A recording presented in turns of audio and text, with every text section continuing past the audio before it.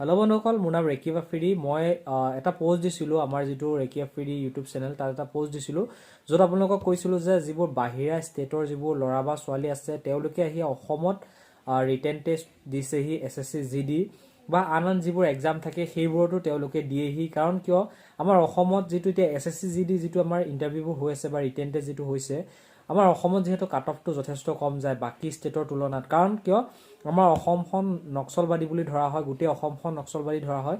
সেইকাৰণে নক্সলবাদী হোৱাৰ কাৰণে আমাৰ অসমৰ মানে কাট অফটো বহুত কম যায়, ঠিক আছে। আৰু মানে ইমান এটা পঢ়া লেভেলটো ইমান হাৰ্ড নহয়, শুনিব যেনেকুৱাই নহওক কিয় পঢ়া লেভেলটো ইমান হাৰ্ড নহয়। কাৰণ বাহিৰৰ ষ্টেটত আমি দেখোঁ যে কিমান কোচিং চেণ্টাৰ আছে, কিমান এনেকুৱা ধৰণৰ বহুতো কোচিং চেণ্টাৰ। কাৰণ আমাৰ যেনেকৈ বহুত চাকৰি আশা কৰে তেওঁলোকে সেনেকুৱা নহয়, কোচিং কৰে, বহুত দিনে ৰাতিয়ে পঢ়ে, মেহনত কৰে, এটা বহুত মানে তেওঁলোকৰ পঢ়া লেভেলটো বহুত এটা আপ বুলি ক'ব লাগিব।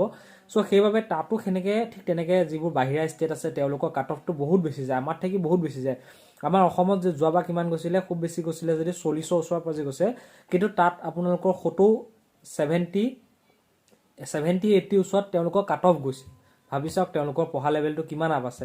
চ' সেইবাবে তেওঁলোকে কি কৰে, যিহেতু তেওঁলোকে জানে কিছুমান ল'ৰা ছোৱালী যিবোৰ ধৰক তেওঁলোকে 70-80 পোৱা যিবোৰ ল'ৰা ছোৱালী তেওঁলোকৰো মানে সম্ভৱ হয় যে তেওঁলোকৰো চাকৰি নহ'ব পাৰে। কাৰণ কিয় তাত আৰু বহুত টেলেণ্টেড ল'ৰা আছে। চ' তেওঁলোকে কি কৰে, আমাৰ অসমৰ যিহেতু কাট অফটো বহুত কম যায়, যথেষ্ট কম যায়, 40-50 তাৰ ভিতৰতে থাকিব, এইবাৰ তাতকৈ কম যাব চাগে। চ' কি কয়, আগৰ পৰাই হৈ আহিছে, এইটো হয়তো বহুতে নটিচ কৰা নাই চাগে, তেওঁলোকে বাহিৰৰ ষ্টেটৰ ল'ৰাবোৰে আমাৰ অসমত এপ্লাই কৰি দিয়ে, অসমৰ হৈ পেলাই এপ্লাই কৰি দিয়ে।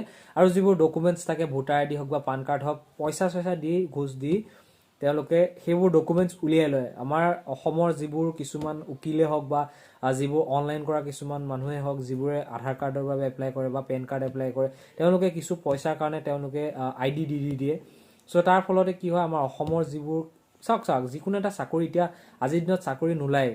আজি কিমান বছৰ মূৰত SSC GDটো আহিছে বা এনেকৈ যিবোৰ আমাৰ চাকৰিবোৰ ওলাই আছে।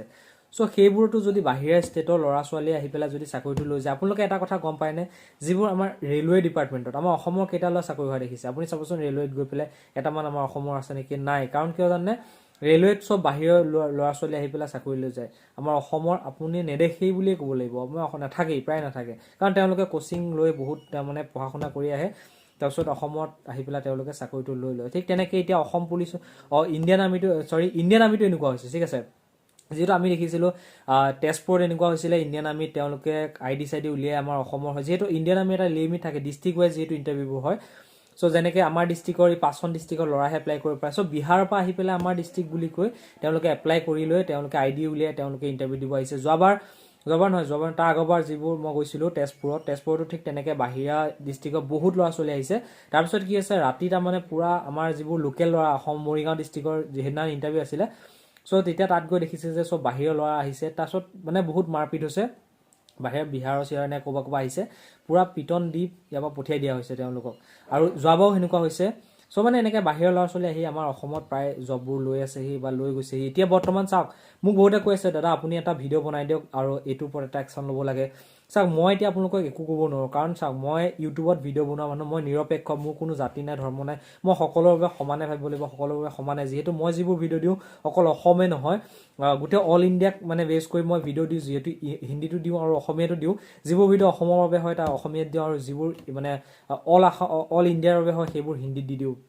চ' এতিয়া মই এইকাৰণে একো ক'ব নোৱাৰোঁ আপোনালোকক। কাৰণ চাওক, মই যিহেতু মোৰ হাতত কিবা চবুত থাকিব লাগিব। মই এইবোৰ কথা কোৱাৰ আগত মই যদি কওঁ বিহাৰৰ ল'ৰা ছোৱালী ইয়াত আহি ইণ্টাৰভিউ দি গৈছে, কিন্তু মোৰ হাতত চবুত ক'ত আছে? যিকোনো এটা কথা ক'বলৈ হ'লে তাৰ চবুত লাগিব। কাৰণ চবুত নহ'লে মোক একশ্যন কৰিব দে, তই মিছা কথা কৈ আছ বা তই ফেক ভিডিঅ' বনাইছ বা ফেক কথা কৈছ। কিন্তু সেইটো সকলোৱে গম পাই আছে, এইটো আপোনালোকে নিশ্চয় গম পাইছে চাগে। এইটো কথা সকলোৱে গম পাইছে যে বাহিৰৰ ল'ৰা বা ছোৱালী আহি পেলাই ইয়াত ইণ্টাৰভিউ বা ৰিটেন টেষ্ট দি আছেহি, সেইটো সকলোৱে গম পাইছে।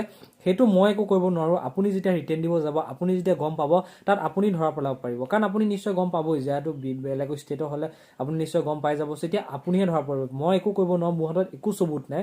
মই আপোনালোকক সেইকাৰণে একোৱে ক'ব নোৱাৰোঁ। কাৰণ আপোনালোকে যিবোৰ ধৰক, আপুনি কাইলৈ বা পৰহিলৈ যদি ৰিটেন টেষ্ট দিবলৈ যায়, আপোনাৰ লগৰ আপোনাৰ ডিষ্ট্ৰিক্টৰ বা আমাৰ যি অসমৰ যিবোৰ ল'ৰা ছোৱালী আছে, গোটেইখিনি ল'ৰা একলগ হৈ আপুনি ৰিটেন টেষ্ট দিব যাওঁতে তাত চাব যে বাহিৰৰ ল'ৰা আহিছে নেকি। নিশ্চয় আহিবই, 100% আহিব, সেইটো আমিও জানো। তেতিয়া আপুনি সেইটো ধৰা পেলাব। তেনেকৈ আপুনি এটা কথাখিনি উলিয়াই পেলাই মিডিয়া মাতি আপুনি সেইখিনি কথা উলিয়াব। কাৰণ মই ইমান ডাঙৰ নহয় যে আপোনালোকক সেইখিনি বস্তু আপুনি হেৰি কৰিব পাৰোঁ, মই নোৱাৰোঁ, সেইখিনি কৰিব নোৱাৰিম মই।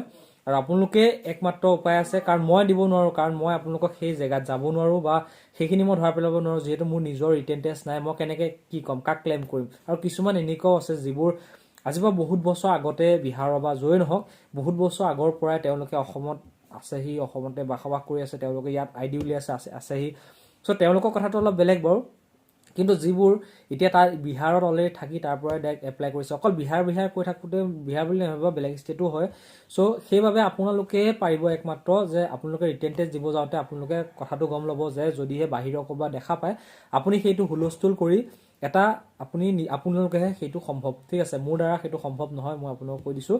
আৰু মই চেষ্টা কৰিম, যদিহে কিবা পাৰোঁ মই নিশ্চয় চেষ্টা কৰিম। চ' আপোনালোকে এইটো ভাবিব, কাৰণ কিয় আমাৰ অসমত যিবোৰ চাকৰিবোৰ ওলায় বহুত কম ওলায়, যিহেতু পষ্টবোৰ ওলায়, আৰু সেইকেইটাও যদি বেলেগে লৈ যায় আৰু অপশ্যন একো নাথাকিব। চ' সেইবাবে আপুনি এইটো কথা গুৰুত্ব দিব। চ' এইটো ভিডিঅ'টো মই ইয়াতে দিলোঁ, আৰু সেইটো চেনেলত নিদিওঁ, কাৰণ সেইটো চেনেলত সকলো ল'ৰা ছোৱালী থাকে। চ' সেইবাবে ইয়াতে দিছোঁ। চ' ভিডিঅ'টো আপোনালোকে শ্বেয়াৰ কৰিব সকলোলৈ, যাতে সকলোৱে যেতিয়া এক্সাম দিব যাব, যদিহে আপুনি এনেকৈ নাপায়, বেলেগ ষ্টেটৰ ল'ৰা বা ছোৱালী যদি পায়, আপুনি সেইটো কথা গুৰুত্ব ৰাখিব আৰু সেইটোৰ ওপৰত কিবা এটা আপুনি নিজে একশ্যন ল'ব লাগিব। কাৰণ সদায় যদি আপুনি লোকৰ কথা ভাবে যে ইহঁতে কোনোবা একশ্যন লওক, সেইটো জিন্দগী নহয়।